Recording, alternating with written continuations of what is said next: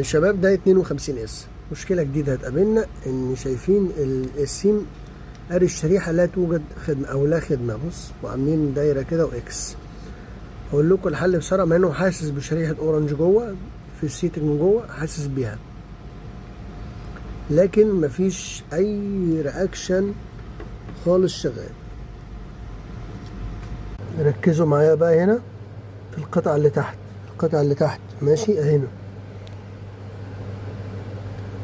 طيب شايفين المسار اللي طالع ده؟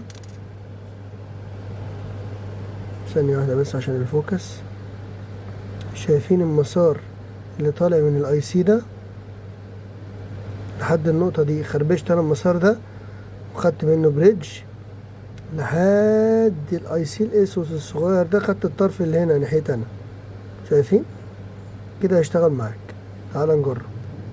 يا جماعة معايا اورنج اهو. انا قفلت طبعا وشديت اساتك خلاص زي ما انتوا شايفين. طب انت عملت الحكاية دي وما ظبطتش، غير الفلاتة اللي تحت. طب انت غيرت الفلاتة اللي تحت وما ظبطتش، غير الموصلة. طب انت غيرت الموصلة ما ظبطتش، هتطلع فوق عند اي سي الشبكة تسخن عليه، هتلاقي الامور عندك ظبطت.